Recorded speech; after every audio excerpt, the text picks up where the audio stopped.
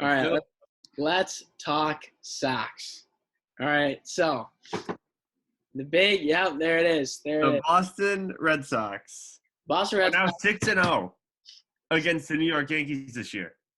Yeah, And they're pushing the Yankees further down in the division, which is what we love to see. we do love to see it. I mean, it's second sweep in the month of June by the Red Sox. They face the Yankees for the first time this month, so 6-0 against them. The Rays are a little concerning because we swept them first, and then they took 2 out of 3 the second time. They're But they're good, I guess. So it's like, I mean, yeah, they're all right. They're all right. yeah.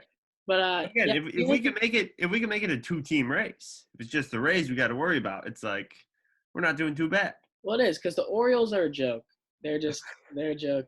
I was laughing because when the Orioles swept the Sox, the first series of the season, Dennis Eckersley, love this man, says, "Oh, the Orioles. This means nothing. They're going to be a nightmare this year." And Yeah, sure enough, here we are. They're 12 games out of first, more than that. if anyone freaked out over the Red Sox getting swept by the Orioles in the first 3 games of the season, you really need some yoga or something because you got to find your zen, man. Because like a one sweep in the beginning of the season is not going to mean anything. Because then I think after that they were 0-3, and then they went like 15-3. I mean, I don't think Yeah, they lost for a long time after that. But yeah, the definitely a Yankees. surprise to everyone. The Red Sox. I mean, I was surprised because they had an abysmal season last year. So Yeah, but I mean, they thrive off this fan interaction. Like Alex Verdugo loves the fans. Alex Verdugo sees fans and just gets so happy because all these he Yankee wants to do. fans. Yeah, Yankee fans. He went up to Yankee fans and said, "Hey, how's it going?" he was Like, telling this story.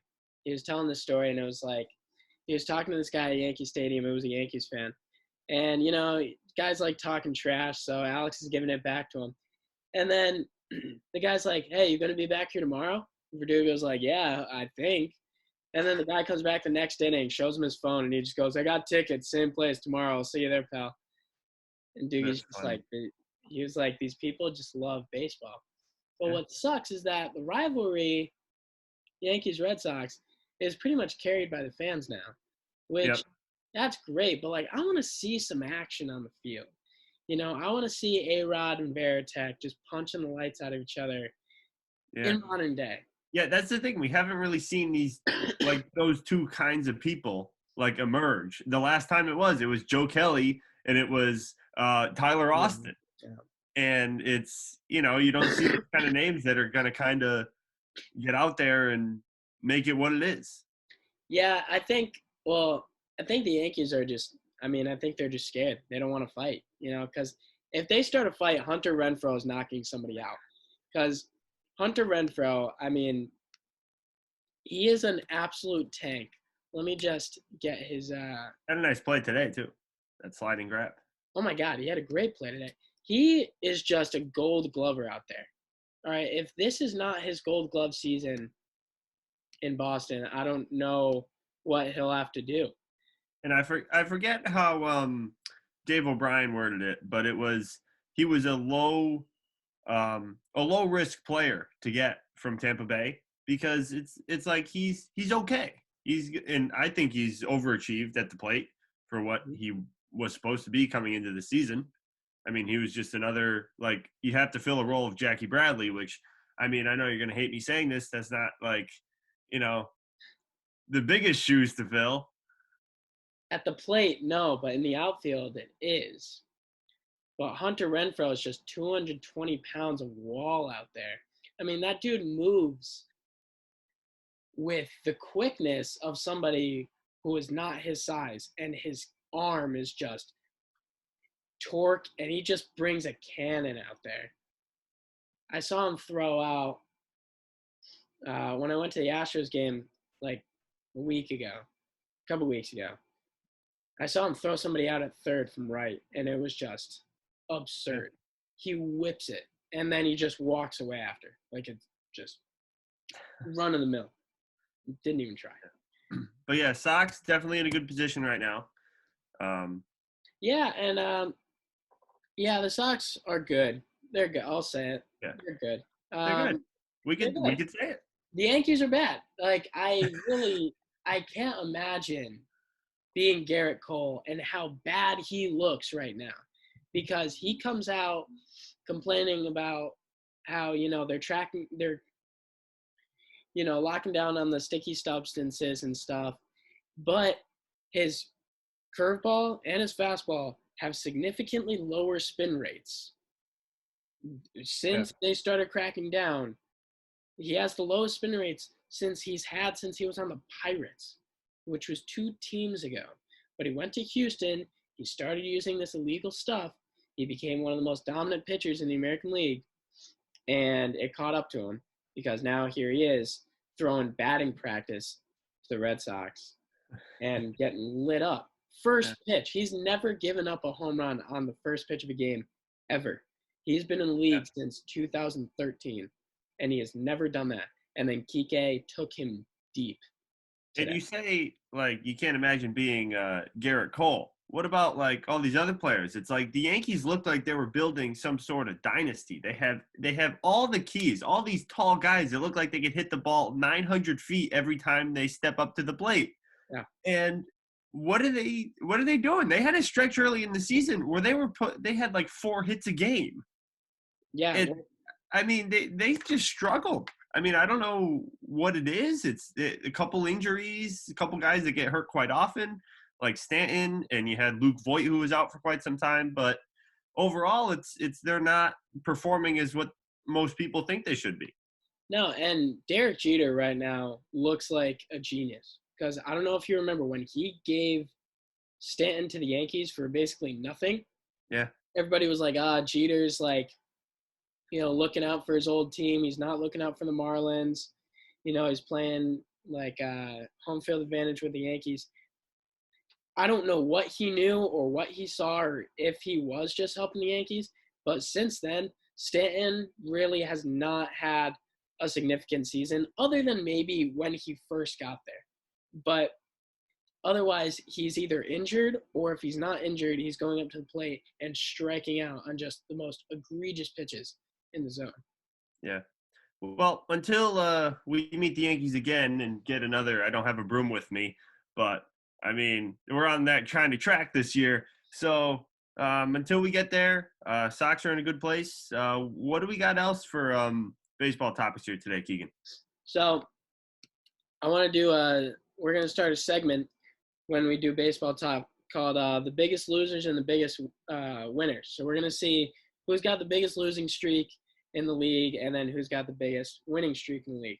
Right now, our big winners for this week are the San Francisco Giants. So the San Francisco Giants won 5 straight. Today they got 3 All-Star finalists named. They got their catcher, Buster Posey, who's been doing it for a long time. They've got Brandon Crawford, who, again, has been doing it for a long time. He's been in the league since 2011, and he has been one of the most consistently good shortstops in the league since. And then my favorite player on the Giants, and every Red Sox will have a soft spot for this kid, every Red Sox fan, is Mike Yastrzemski over at right field. Mike Yastrzemski. Mike Yastrzemski is the grandson of the Red Sox Hall of Famer and Baseball Hall of Famer Carl Yastrzemski, who played nearly 20 years for the Red Sox and has a retired number with them. And now to see his grandson going out there in right field, getting an all-star bid, being one of the most valuable players on that team in a 5-game win streak and in a season where they're in a tough division. They're with the Padres and the Dodgers, but they sit atop because they have figured something out, and it's working out for them. Yeah, you say biggest winners right now because they're on a win streak. I say overall biggest pleasant surprise this entire season. I mean, I love seeing the Giants up there. Like you said, the Padres, the Dodgers, these teams that are up there all the time, and here comes the Giants. Yeah. It's I mean, they're doing fantastic. It's great to watch. Yeah, the Dodgers and Padres are also up there with money, and the Giants are doing it with less because the Giants have names, like Longoria's hurt. They don't have Lincecum anymore. They don't have Matt Cain. They have, They've got Brandon Crawford, who's consistent. They have Mike Yastrzemski, consistent. They have Posey. They have their staples, but then they got other guys filling in. And the Padres, who have Hosmer, Tatis Jr., Yu Darvish. They have this Kim guy at second base who has been making great plays this week. And they're just, and then the Dodgers, obviously we know the Dodgers have Mookie and Turner and Gavin Lux, who got named an all-star finalist today. They have guys that are just a little more recognizable, and the Giants are beating them with it. So yeah, absolutely. Good story with the Giants. And Keegan, who's your biggest loser this week? Biggest loser for this week is the Los Angeles Angels of Anaheim. This team, I really hope that Mike Trout doesn't get blamed for not winning when people talk about his greatness, because being on the East Coast, we don't really recognize how good Mike Trout is. But lately, as I've paid attention to him, he truly, he's a five-tool player who is one of this generation's greatest, if not the greatest. And he is just not going to win. Because the Angels have the pieces, and for some reason, they're just not figuring out. Because they have Ohtani, who is great, two-way player, like this generation's Babe Ruth or whatever. They have Jared Walsh, who also people aren't talking about Jared Walsh. Jared Walsh, first baseman for the Angels, came in fourth in first baseman voting, fourth in first baseman voting for all-star finalists. He just missed the cut. But he used to be a pitcher. He was a pitcher for the Angels. And then he said, I want to play first base. I want to hit. And then he starts hitting, and he hits bombs. And he's hitting for average. And he is a bit of a snub. I don't think people realize how good Jared Walsh is, because his numbers are up there. He has the second highest OBP among first basemen in the league. He's up there. He has stolen bases as well. And it's just Jared Walsh's greatness not being recognized, but it's also not really doing much because the Angels aren't winning games. They've lost 5 straight. And Ohtani's hitting bombs. He was a single shy of the cycle today. And it's for nothing, because if you don't get a 1 in the win column, individual performances are not much in a team sport. Yeah, I look at the Angels, and you said they kind of have all the pieces they need. It's ever since 2018 when if I'm correct, Ohtani, that was his first year. Yeah. When he showed up, they were going to be a really good team. They started out really hot, and then the Red Sox went in there and swept them. And Ohtani, Trout, they got it going, but like you said, you need the W. And I don't know what it is. They don't have a whole bunch of other contributing factors, but overall, I think they're going downhill. They've been down there for a while, but they've been kind of mediocre. So that's kind of what I think about them. Yeah, and actually, this just in, so they did win today. So they did snap that streak. Yay! They beat the Rays 6-4. So can we throw the Orioles at the biggest losers? Oh. Okay. Or the Yankees. The Yankees 3 straight. Oh. No, it would. I think the Yankees are down there. Or Kansas City has lost 5. So Kansas City might be our big losers. Well, good for the Angels. Yeah, the Angels are 4th in their division. They have Houston, the Athletics, and the Mariners ahead of them. And that's a tough division. The Rangers are irrelevant. The Angels, though, have a run differential of -32. It's just they're 21-19 at home. They're 16-21 on the road. They can't perform on the road. So you said 32 below is their run differential. I just looked today. The Orioles is 121. That's like, what are you doing? That's like losing 18-3 every week. Yeah, it's. I don't know, and I don't know what is going to save the Orioles, because Baltimore is a hard sell in terms of market. I think it's especially when, sorry to interrupt, especially when they moved all their players around the past couple of years. It's like Jonathan Scope, he's gone. It's like I'm trying to think of other names because the Orioles are kind of irrelevant. Adam Jones, yep. And they have shining stars. Like Cedric Mullins this year has showed up. Yeah. Cedric Mullins made. Dylan Bundy. Dylan Bundy's another one they got rid of.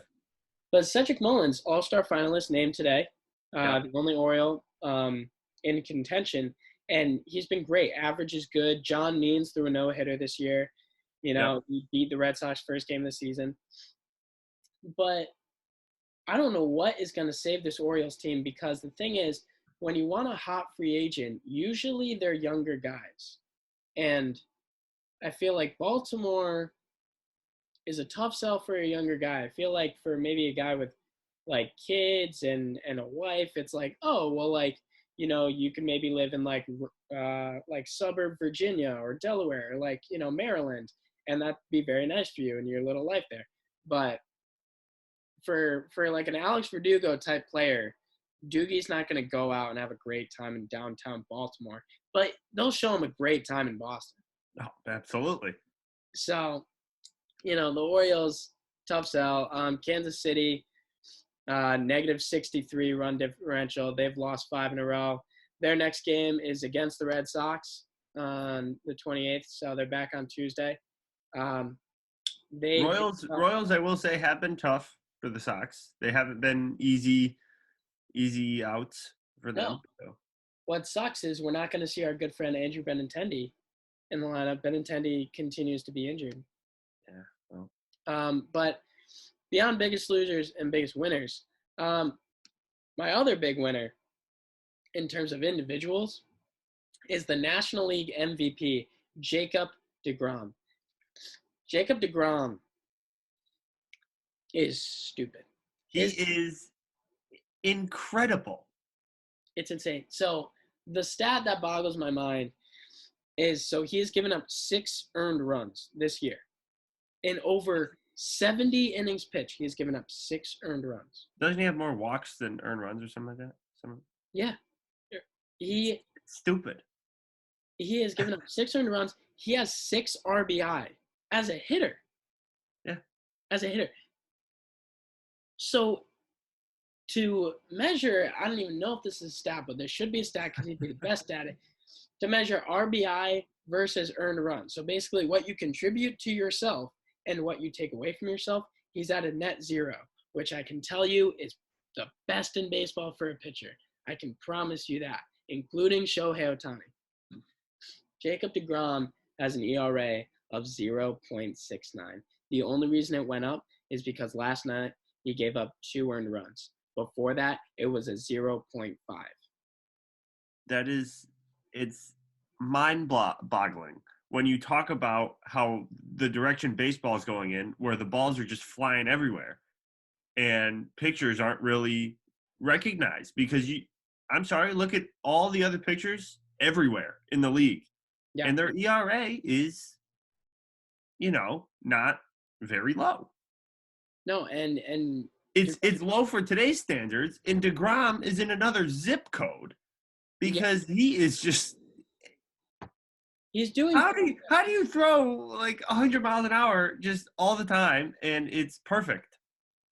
Seriously, I mean, in like the past relevant history, you have to go looking at lowest single season ERAs. All of them are from like 1882. The lowest is a .711. Eugene Bremer, at 20 years old, threw that in 1937. The next, Satchel Paige, 1944. Hilton Smith, 1944, at .7, .7, .8. To get to any year that is relevant to modern times, you go to 2020, when Shane Bieber tossed a 1.63. He is 88th on that list. And Jacob deGrom, if the season ended today, Jacob deGrom would be first. He would be the first person in the last 50 years to throw an ERA that well. Yeah. And it's I really hope he continues because it is fascinating to watch. I could sit there. I'm not a Mets fan. I know your girlfriend is. Yep. But it's I mean, I could sit there all day and watch Jacob deGrom pitch because it's fascinating. Just like how Chris Sale pitches when Chris Sale's on it. Oh my God. You could have anyone sit down and say, just watch this. Just watch this man. It's incredible. And I'm just so impressed with the bat speed, because pitchers don't hit. I think this is a thing that people need to realize, is that pitchers, they get their ups, which I've never understood. Why, if you are a National League pitcher, why are you not getting your reps in the batting practice? Why are you not in the cage? You should be hitting more if you know that you're going to be hitting throughout the season as a National League pitcher.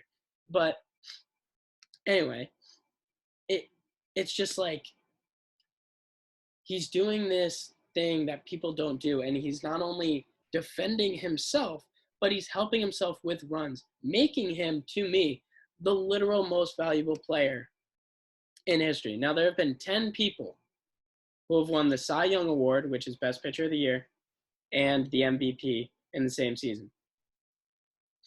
And it's Raleigh Fingers, Don Newcomb, Roger Clemens in '86 with the Sox, Denny McLain in '68, Willie Hernandez in '84, Dennis Eckersley in 1992. Shout out Eck. What a beast. That's 92. That's the latest on the list. Verlander in 2011 with the Tigers, Clayton Kershaw in 2014, Sandy Koufax in '63, and Bob Gibson in 1968. Guys, Bob Gibson's ERA that year was a 1.12. 1.12. Bob Gibson was out of this world. And he beat out Pete Rose for the NL MVP that year. Pete Rose is the all-time hits leader in Major League Baseball. But there hasn't been a Cy Young MVP since 2014 with Clayton Kershaw and the Dodgers.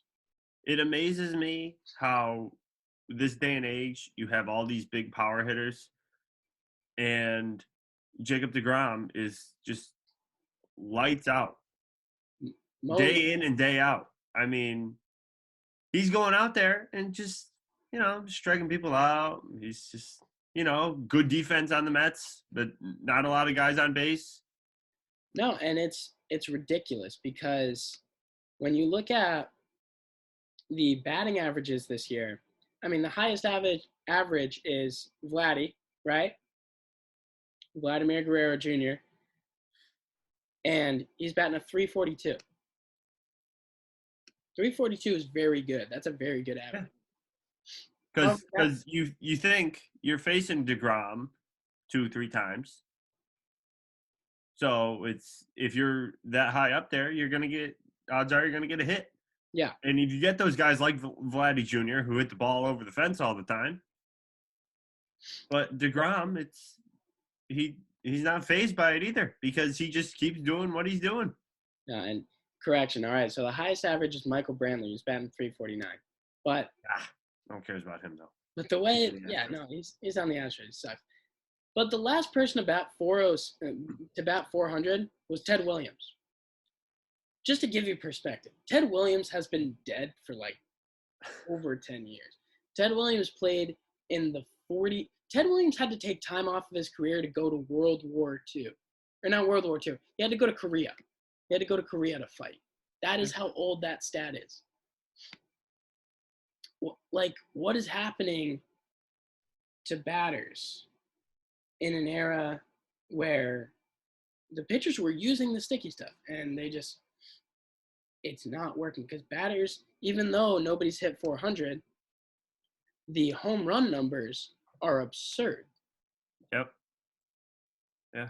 As we know. And last year with the speculation, or 2 years ago, that, they vamped up the balls and the balls are flying more, but it's, But with this sticky stuff, so what's been happening is there's this stuff called spider tack, which is like, it's this literal sticky stuff that, like, when you touch it and bring your fingers up, it should create a string. And it's literal cheating. I mean, it's a foreign substance that is used specifically to increase grip on the ball so that you can throw more inches on your curveball and faster pitches on your fastball. Excuse me. And why I say Jacob deGrom is the big winner, because yes, statistically he's good. For all you trivia fans out here, this is the answer to who was the first ever MLB pitcher checked for a sticky substance in a game. And it was Jacob deGrom in 2021. And he came off the mound with more confidence than I've seen anybody walk anywhere. Like Patrick Mahomes walking off the field after a touchdown has less confidence than Jacob deGrom going to see an umpire who thinks he is cheating because he's so good. Well, yeah. Because let's be real, if someone was going to be checked, it was going to be deGrom, because yeah, he's been insane. I mean, we could talk about him all day of how good he is. And then the other side of that coin, the first player to be ejected for using sticky stuff, that occurred today. The big loser, Hector Santiago of the Seattle Mariners, had substances on him, and he was thrown out of the game today. After we won't be seeing him for a little bit. No, 10-day suspension with pay, which is nothing. Literally, this sticky stuff is stupid. I love Tyler Glasnow. He plays for the Rays. I love Tyler Glasnow, even though he's not a Red Sox player. And he just got injured because, or maybe not because, but there's a correlation between him getting injured and his season basically being done, 60-day DL, and then not even being able to use rosin and sunscreen, which are naturally occurring substances. Rosin, they put on the pitcher's mound. They allow it. And then sunscreen, I mean, these guys play sports outside. They get paid to play outside. They have to wear sunscreen. So they just used the sunscreen on their arm, rubbed down the rosin, and it creates this grip. There's a difference between that and spider tack, which is a literal substance made to make things sticky. And Garrett Cole was using spider tack. He had to have been, because today he threw batting practice to the Red Sox. He's not been doing that. And then there's a difference between him and people like Tyler Glasnow, who was just good, who has been consistently good throughout his career. So, moving on.